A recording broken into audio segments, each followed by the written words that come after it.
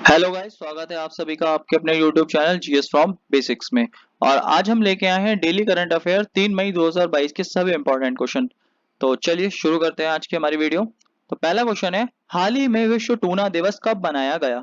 तो अगर हम बात करें टूना, टूना क्या होता है कि जो यहाँ पर टूना की बात चल रही है, तो ये टूना एक प्रकार की क्या है, मछली है। तो टूना एक मछली है और ये अगर देखा जाए सबसे ज्यादा खाई जाती है, तो इसी वजह से टूना दिवस की बात आती है। अब टूना दिवस कब मनाया गया? तो टूना दिवस हमारा 2 मई को मनाया गया। और अगर हम बात करें अभी 1 मई को, तो 1 मई को हमने देखा था हमारा मजदूर दिवस। तो जो मजदूर दिवस था वो हमने कब देखा था? 1 मई को। और 1 मई को ही अगर बात करी जाए, गुजरात और महाराष्ट्र राज्य का भी स्थापना दिवस था। किस दिन? 1 मई के दिन। और अगर बात करी जाए, 1 मई को पड़ा था संडे। और अगर हम बात करें तो जो मई का पहला संडे होगा, मई का जो फर्स्ट संडे होगा, उस दिन मनाया जाता है विश्व हास्य दिवस। तो अगर बात आती है विश्व हास्य दिवस की, तो 1 मई को हास्य दिवस भी मनाया गया था। गुजरात और महाराष्ट्र का स्थापना दिवस भी था और मजदूर दिवस भी था। और अब अगले ही दिन यहाँ हमें देखने को मिलता है 2 मई को विश्व टूना दिवस मनाया गया। और टूना क्या होती है? एक प्रकार की मछली। नेक्स्ट है हमारा अगला क्वेश्चन, हाल ही में किस देश ने कच्चे और रिफाइंड दोनों तरह के ताड़ के तेल के निर्यात पर प्रतिबंध लगा दिया है? तो अगर यहाँ बात करी जाए ताड़ का तेल, तो इसको पाम ऑयल भी कहते हैं। अब पाम ऑयल का अगर देखा जाए, विश्व में सबसे बड़ा जो पाम ऑयल का उत्पादक देश है विश्व में, तो सबसे बड़ा विश्व में अगर बात आती है, सबसे बड़ा उत्पादक हमारा कौन सा है? उत्पादक है इंडोनेशिया। इंडोनेशिया सबसे बड़ा उत्पादक है, तो यानी हम इसको कह सकते हैं निर्यातक। तो इंडोनेशिया सबसे बड़ा निर्यातक है। और अगर बात करें आयातक की, तो आयातक है हमारा भारत। और भारत अगर देखा जाए, अपना 70% पाम ऑयल जो लेता है वो किससे लेता है? इंडोनेशिया से लेता है। तो इंडोनेशिया ने अभी क्या करा है, यहाँ पर अपने पाम ऑयल के निर्यात पर क्या लगा दिया है? प्रतिबंध लगा दिया है। तो ये देश कौन सा है? इंडोनेशिया। और भारत और इंडोनेशिया के मध्य में अगर देखा जाए, जो भारत का अंडमान निकोबार है, निकोबार का सबसे लास्ट पॉइंट, तो यहाँ हमें 6 डिग्री चैनल देखने को मिलता है। तो जो ग्रेट निकोबार को और अगर देखा जाए आपको जावा को अलग करता है, जो इंडोनेशिया का भाग है। तो भारत और इंडोनेशिया के मध्य हम कह सकते हैं 6 डिग्री चैनल भी मौजूद है। तो ये भी इंपॉर्टेंट है। और जापान की अगर बात करी जाए, तो जापान को बोलते हैं उगते सूरज का देश। और भारत और मालदीव के बीच में कौन सा चैनल है? 8 डिग्री चैनल है। नेक्स्ट है हमारा अगला क्वेश्चन, हाल ही में किस देश के लैंडस्केप गार्डन सीरियो वर्ल्ड मार्क्स को यूनेस्को की विश्व धरोहर स्थल का दर्जा प्राप्त हुआ है? तो ये जो हमें देखने को मिलता है लैंडस्केप गार्डन सीरियो वर्ल्ड मार्क्स, तो ये हमें देखने को मिलता है ब्राजील में। और अगर बात करी जाए ब्राजील क्यों फेमस है, और ये पार्क कहाँ पर है ब्राजील के? रियो डी जिनोरियो में। तो ये पार्क हमारा रियो डी जेनेरियो में है। ये भी ध्यान रखने वाली बात है ब्राजील में। और अगर हम बात करें ब्राजील क्यों फेमस है, अगर बात करी जाए जैव विविधता के मामले में, तो ब्राजील आता है फर्स्ट नंबर पे। पहला देश है जो जैव विविधता के मामले में सबसे ऊपर है। और अगर हम बात करें दूसरा देश, तो दूसरा भी हमने देखा था जो इंडोनेशिया है, इंडोनेशिया दूसरे नंबर पर आता है। और ब्राजील में एक नदी भी बहती है अमेजन, तो पहले नंबर पर जो नदी है हमारी जैव विविधता के मामले में वो अमेजन है।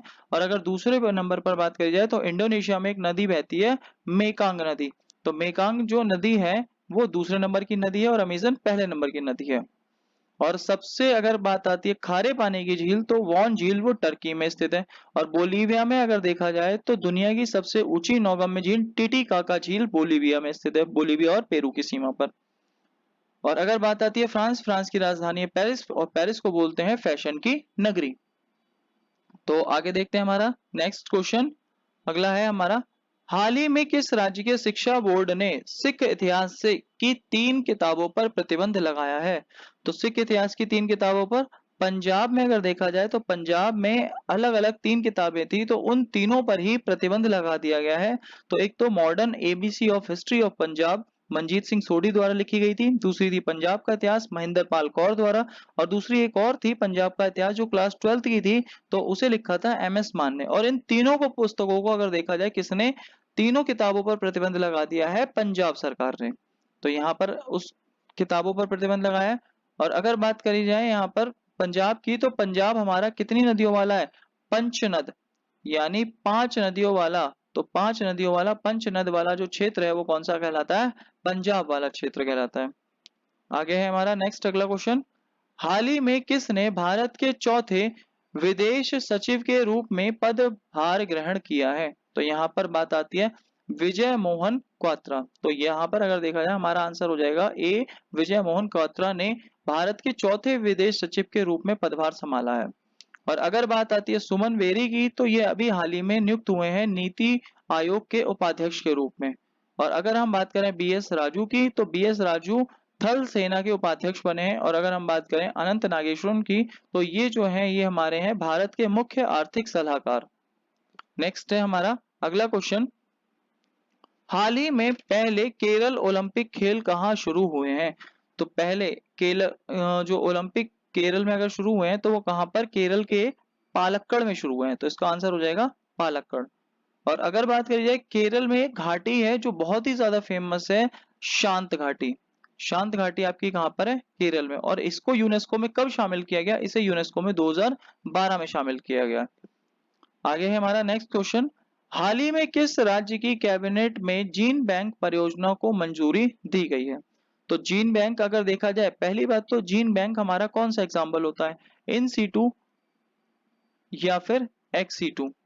तो यहाँ पर हमें देखना पड़ता है इन सीटू और एक्स सीटू होते क्या है।